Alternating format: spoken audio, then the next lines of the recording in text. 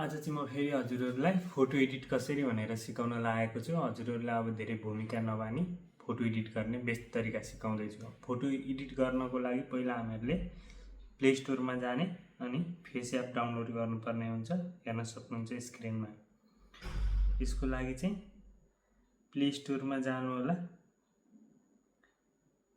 Play स्टोरमा गएर face app download गर्नु होला। च्यानलमा नयाँ हुनुहुन्छ भने सब्सक्राइब गर्नु होला। फेरिदेखि यस्तै इन्फर्मेटिभ भिडियोहरू तपाईहरु सामने आउँछ छिटोभन्दा छिटो। प्ले स्टोरमा जाने, फेस एप सर्च गरेर फेस एप डाउनलोड गर्नुपर्छ। फेस एप डाउनलोड गर्नु होला। यो देखिँदै गरेको सेकेन्डको मैले अलरेडी डाउनलोड गरिसकेको छु र उसलाई सिर्फ ओपन गर्न बाँकी छ। ओपन गर्ने र मैले अलरेडी एउटा भिडियो फोटो एडिट पनि गरिसकेको छु। त्यसपछि एडिट गरेको र नगरेको छुट्याउन सक्नुहुन्छ। फोटो सिलेक्ट गर्नु होला ओपन गरेर। त्यसपछि यहाँ तपाईले कस्तो खालको आफ्नो अनुहार पनि कस्तो खालको बनाउन सक्नुहुन्छ, कस्तो खालको मन पर्छ त्यस्तै बनाउन सक्नुहुन्छ। हेर्नु होला र साइज पनि यहाँबाट छनौट गर्न सक्नुहुन्छ। कपालहरु हर चीज यहाँबाट धेरै फ्यासिलिटी छ। र तपाईले दाढी पनि लगाउन सक्नुहुन्छ। कस्तो खालको बनाउने हो तपाईको फेसलाई। र अब यो फोटोलाई हेर्नु होला कस्तो हुन्छ त यो।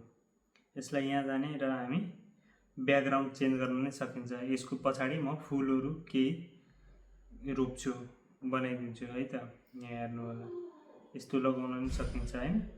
अब यसलाई लगाउन पनि सकिन्छ, यो लगाउन पनि सकिन्छ। म यो लगाइदिन्छु। यसलाई लगाएर एप्लाई गर्दिने। एप्लाई गर्दिने त्यसपछि पनि हाम्रो फुल त लाग्यो तर फेस भने एकदम चमकदार ब्लावर देखिएको छैन है। पछाडी ब्लावर राखेर चाहिँ चमकदार देखिएको छैन। त्यसपछि हामी यहाँ आउने र हल्का यसको लाइट बढाइदिने। त्यसपछि यहाँ ब्राइटनेस बढाइदिने हल्का 30 राख्दिनु, धेर पनि हैन। तपाईहरुले जतिमा तपाईहरुको फेस राम्रो देखिन्छ त्यति लगाइदिनु होला। हाइलाइट गर्दिनु यहाँनेरि हेर्नु त चम्किहाल्छ नि फेस। त्यसपछि केही यहाँनेरि फ्यासिलिटीहरु पनि छ। केही यहाँ टिन यता लग्यो भने थोरै मधुरो अर्को कलरको हुन्छ। यता लग्यो भने अझ चमकदार हुन्छ। कस्तो कलरको बनाउन मन छ मलाई यहाँ लगेर राख्न मन लाग्यो है त। हल्का ग्रीन टाइपमा यहाँ लगेर राख्दिने हैन। व्हाइटमै राख्नु न त, रातो रातोमा यहाँ राखिदिए है त। त्यसपछि यसलाई एप्लाई गर्दिने। एप्लाई गर्दिएपछि हेर्नु त फोटो कस्तो दामी भइसक्यो। एडजस्ट पनि भयो। तपाईले क्रोप पनि गर्न सक्नुहुन्छ। फोटो धेरै लामो उँभो घटाउन पनि सक्नुहुन्छ। यहाँदेखि यसरी हैन कतिको राख्ने हो, कताको राख्ने हो एडजस्ट पनि गर्न सक्नुहुन्छ।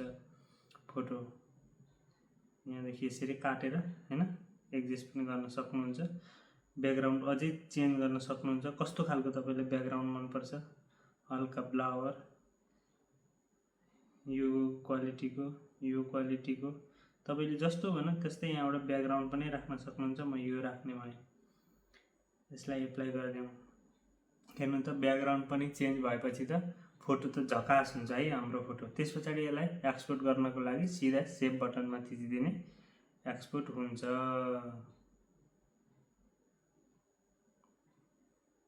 सेभ एक्सपोर्ट भइसक्यो।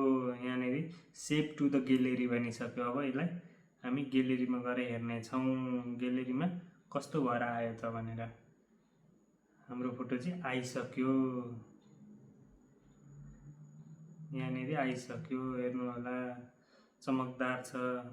यो पनि मैले त्यहीबाट बनाएको र एकदमै राम्रो हुन्छ। हजुरहरु मेरो च्यानलमा नयाँ हुनुहुन्छ भने लाइक सब्स्क्राइब गरिदिनु होला। हस्त धन्यवाद।